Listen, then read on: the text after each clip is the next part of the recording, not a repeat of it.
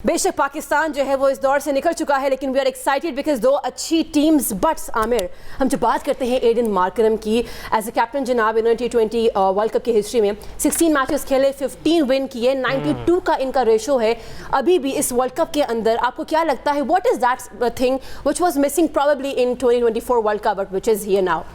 आई think missing कुछ नहीं था, they were winning the game easily.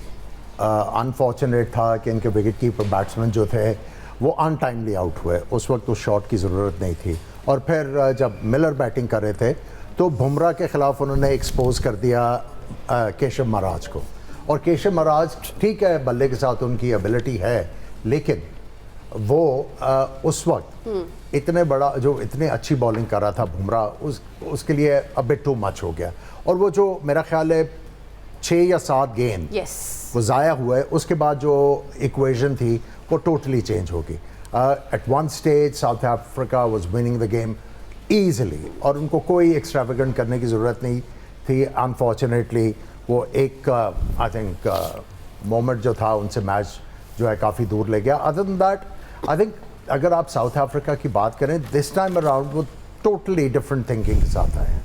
अगर आप उनको देखें कि इतने ज़्यादा वो ऑलराउंडर्स इस टूर्नामेंट में खिला नहीं रहे, स्पेशलिस्ट बैट्समैन, स्पेशलिस्ट बिल्कुल बॉलर्स के साथ जा रहे हैं। और उन्होंने अभी जो ऑलराउंडर रखा भी है वो बॉलिंग ऑलराउंडर है जो आउट भी कर सकता है। और उसे वो ऑलराउंडर है जिसने पाकिस्तान के ख़िलाफ़ टेस्ट मैच भी जिताया हुआ है। निचले नंबरों के ऊपर आके प्रेशर को हैंडल करके उन्होंने बैटिंग के साथ मैच जितवाया हुआ है। सो ये चीज़ जो है वो डिफरेंस क्रिएट कर रही है, इसीलिए दे बीन अनबीटन। और दूसरा ऑलराउंडर उन्होंने जो खिलाया हुआ है इसमें वो है विकेट कीपर बैट्समैन। तो यहाँ पे आके उनका जो बैलेंस ऑफ द साइड है वो जो है वो आपको बड़ा कॉन्फिडेंस देता है कि साउथ अफ्रीका जो है वो हर मैच में आके अच्छा करेगी। बैड डे हर टीम का हो सकता है, लेकिन ये चीज़ उन्होंने अवॉइड करनी है इस वर्ल्ड कप में। सलमान भाई, टॉस कितना अहम होगा? आपको पता है कि ड्यू फैक्टर तो लाजमी है कोलकाता में, और जिस तरह इंडिया ने चेस किया वेस्ट इंडीज़ के खिलाफ, साउथ अफ्रीका भी बहुत अच्छा चेस करता आ रहा है इस पूरे इवेंट में। कह लीजिए कि 15 से 20% तो फ़र्क डालेगा टॉस, क्योंकि उस तरह ड्यू नहीं आई जिस तरह अभी तक देखी नहीं हमने। जब वो बगी कैम को चलाते हैं तो टायर्स के ऊपर नज़र आता है आपको कि कितनी गीली है ग्रास, तो वो इतना ज़्यादा नहीं था कि उसकी एंटायरिटी पे मैच डिसाइड हो जाए। तो आई थिंक ये दोनों टीमें काफ़ी क्लोज हैं, they are well knit units. सबकी गेम अंडरस्टैंडिंग बड़ी ज़बरदस्त है इनकी। कोई ऐसे कह लें कि कहीं पे आपको ऐसा झोल नज़र नहीं आता प्लेइंग 11 में कि आप कहीं यहाँ से एक दूसरे को ज़रूर पकड़ सकता है फलाना, लेकिन यह है कि ऑन दैट पर्टिकुलर डे किसकी चीज़ें ठीक होती हैं ये बहुत मैटर करेगा। Toss will yes 15-20% toss will be very important. और इसके अलावा आई थिंक कि बॉलिंग में कह लें कि फास्ट बॉलिंग में न्यूजीलैंड ने भी अब बेहतर बॉलिंग की है। जब मैच शुरू हुए थे वर्ल्ड कप के तो उनकी फास्ट बॉलिंग स्ट्रगल कर रही थी, उन्होंने हर एक के खिलाफ रन खाए। लेकिन जैसे जैसे टूर्नामेंट प्रोग्रेस हुआ है कम द फाइनल स्टेजेस, तो हेनरी ने अच्छी बॉलिंग की, लेकिन हेनरी गए हैं न्यूजीलैंड वापस गए हैं वो। तो अब ये नहीं पता कि वो आते हैं या नहीं आते इस मैच के लिए। तो I think if he doesn't play तो देन जो न्यूजीलैंड के पास वो डफी है पीछे, ही इज नॉट समबडी जिस पे वो रिलाई कर सके और he can be taken for runs. वो कोई इतना बॉलर नहीं है हेनरी के मुकाबले का, उनके पास कोई बॉलर और नहीं है। सो अगर वो नहीं आते वापस तो वो एडवांटेज जो है ना वो ज़रूर साउथ अफ्रीका का होगा।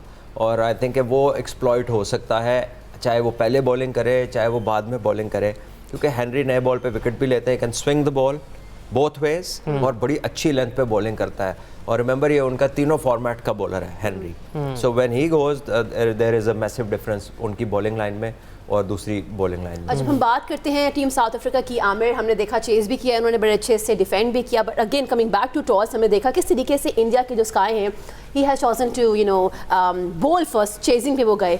आज कोई भी टीम अगर टॉस विन करती है, वो do you think according to the previous matches should they go for batting first bowling? देखिए जिस तरह स्पिनर्स ने बॉल किया वेस्ट इंडीज़ के स्पिनर्स ने, उससे लग रहा था कि आल्दो जिस तरह सलमान ने बात की कि ड्यू इतना ज़्यादा नहीं था, लेकिन फिर भी गेंद को ग्रिप करना मुश्किल हो रहा था। टॉस जो है वो वाइटल होगा, वो इसलिए मैं कह रहा हूँ जो भी टीम पहले बैटिंग करेगी। अब वो जो लास्ट मैच हुआ है जहाँ पे इंडिया ने चेज किया 190 के बियॉन्ड जो टोटल मिला उनको, और बड़े ईजिली उन्होंने उस मैच को जो है वो ख़त्म किया। उनके ओपनर ने ज़बरदस्त बैटिंग की, कंट्रोल्ड इनिंग्स खेली, कोई उन्होंने आड़ी तिरछी शॉट नहीं मारी, क्रिकेटिंग स्ट्रोक्स मार के वो अपनी टीम को ऊपर लेके गए।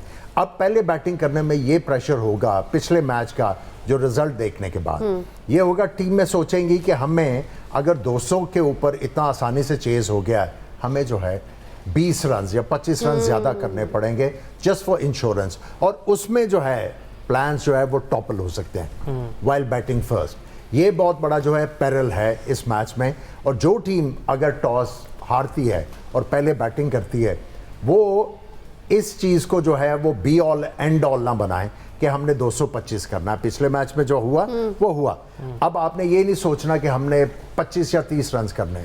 You go by 5 overs, increments के साथ जाएं। 5 ओवर में क्या सिचुएशन है, 10 ओवर में क्या है, 15 ओवर में क्या है, लास्ट 5 ओवर्स में आप सोचेंगे कि हमने क्या करना है। लेकिन अगर आप लास्ट मैच जो ये खेले हैं न्यूजीलैंड वाले, इनसे आखिरी ओवर्स में इतने ज़्यादा रन्स नहीं हुए। सो इन जो अगर न्यूजीलैंड खेलती है तो बड़ा केयरफुल होना पड़ेगा, क्योंकि इनके ओपनर्स जो हैं वो सिर्फ एसोसिएट मेंबर्स के खिलाफ स्कोर कर रहे हैं। पिछले मैच में इन्होंने इंग्लैंड के खिलाफ थोड़ी सी झलक दिखाई कि ये क्या कर सकते हैं, लेकिन मैं समझता हूँ कि अगर न्यूजीलैंड ने मैच जीतना है तो इस मैच में, इस पर्टिकुलर मैच में अगर इनके ओपनर्स 8 या 9 ओवर बैटिंग करके दे देते हैं जिस तरह की ये करते हैं, ये बहुत बड़ा डिफरेंस क्रिएट करेगी। सलमान भाई, जैसे अभी बात हो रही है टिम साइफर्ट और फिन एलन की, हमने देखा है कि ज़्यादा कोशिश इनकी होती है कि स्ट्राइक रेट पर फोकस करें और इसी वजह से अपनी विकेट भी गंवा बैठते हैं। अगर हम एडन मार्करम की बात करें, डिकॉक की, वो ज़्यादा जिम्मेदार नजर आते हैं इस शोबे में। आपको लगता है कि इनको अपनी नेचुरल गेम खेलनी चाहिए या फिर रिस्क की तरफ जाना चाहिए? देखिए, मार्करम का तो आप ठीक कह रहे हैं, लेकिन डिकॉक तो कोई इंश्योर नहीं करता कि उसे क्रीज पे रहना चाहिए। बहुत खुला खेलते हैं, कई बार तो लगता है ज़रूरत से ज़्यादा खुला खेलते हैं, बिकॉज अगर वो करेक्ट भी खेले तो वो इतने कैपेबल बैट्समैन है, उनके पास इतनी रेंज है शॉट्स की और पेस को वो इतना इजीली हैंडल करते हैं कि उनको कोई मसला नहीं होगा। But sometimes he is just too many shots all the time, और ये उनको एक अनडू करती है। उनका जो अफादियत हो सकती है उस टीम के लिए वो उस तरह से नहीं है, because he just plays too many shots.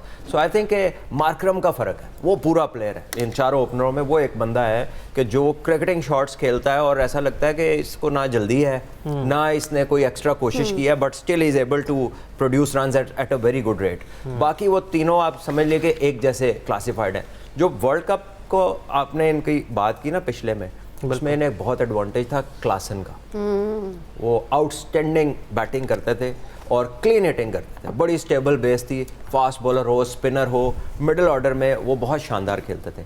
अभी कह लें कि उसकी जगह इनके पास स्टब्स है उस नंबर पे, खेला उसने भी अच्छा है। तो आई थिंक कि साउथ अफ्रीका करंटली जो हमने देखी है उनकी फॉर्म, मेरा ख्याल है कि उनको स्लाइट एज है इस गेम में over New Zealand. I think it will be a 60-40 game, और अगर न्यूजीलैंड टॉस जीत जाती है then it might become a 50-50 game. लेकिन to start with South Africa have the edge in this game. देखिए, जहाँ हम बात कर रहे हैं टिम साइफर्ट और फिन एलन की, आमिर, हमने देखा है कि लास्ट मैच इंग्लैंड में टिम साइफर्ट 35, फिन एलन 29, लेकिन उसके अलावा इनकी जो अच्छी परफॉर्मेंस रही है वो एसोसिएट टीम से खिलाफ रही है, और आज सामने टीम साउथ अफ्रीका है। तो किस प्लानिंग के साथ इनको पावर प्ले में परफॉर्म करना चाहिए? देखिए, अगर आप इन दोनों ओपनर्स की बात करें, इनसे आप ये एक्सपेक्ट नहीं कर सकते कि ये अपनी गेम चेंज कर सकते हैं। दोनों आते हैं, दोनों जो है वो आके बॉलर्स को डोमिनेट करना चाहते हैं। They want to play with freedom. वो जो उनको एक इनकरेजमेंट मिली हुई है कि जाके आपने अपनी गेम खेलनी है, वो वही करेंगे। अगर आप इनको ये कहेंगे कि एक इम्पॉर्टेंट मैच आ रहा है टू चेंज द गेम, वो जो है वो आपको उल्टा भी पड़ सकता है। So if I am New Zealand captain, I encourage them to go and play their own game, क्योंकि अगर ये रोकने और दूसरे चक्रों में आए तो ये इनानी कैसे आउट हो जाएंगे। सो अगर ये आउट होने से पहले डैमेज कर देते हैं, लाइक आई सेड बिफोर, कि अगर ये 8-9 ओवर खेल जाते हैं अपनी एबिलिटी के ऊपर, आप ये नहीं कह सकते कि 8 ओवर खेल के 120 या 30 कर देंगे। अगर ये 70-80 भी कर देते हैं, 70-80 भी कर देते हैं, तो इसका मतलब है 2-2 ओवर तो जो मेन बॉलर्स हैं उनके हो चुके होंगे। सो उसके बाद जो है इस पिच के ऊपर महाराज को हमने देखा at times he goes for plenty of runs.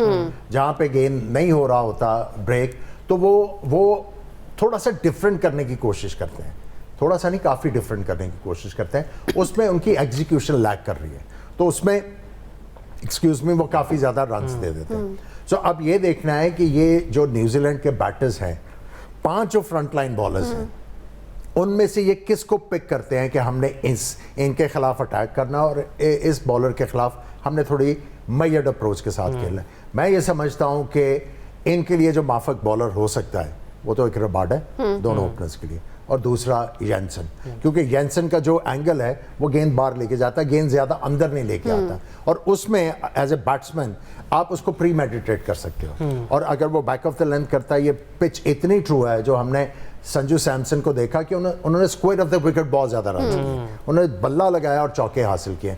सो इनको ये जो है डिसाइड करना है कौन सा बॉलर हमने मेक श्योर करना है कि इसको विकेट ना दे, क्योंकि एनगीडी रन्स देता है, नो डाउट अबाउट इट, लेकिन उनके जो स्लोअर वन है मेरा ख्याल वो सबसे ज़्यादा इफेक्टिव हैं इस वर्ल्ड कप में साउथ अफ्रीका के लिए। सो उसको थोड़ा सा अगर आप देख के खेल लोगे तो कोई इतना ज़्यादा फर्क नहीं पड़ेगा। बिल्कुल जी, देखते हैं आज कौन अच्छा खेलता है और कौन फाइनल का टिकट कटाता है। यहाँ पर एक ब्रेक लेते हैं, ब्रेक के बाद वापस हाजिर होते हैं।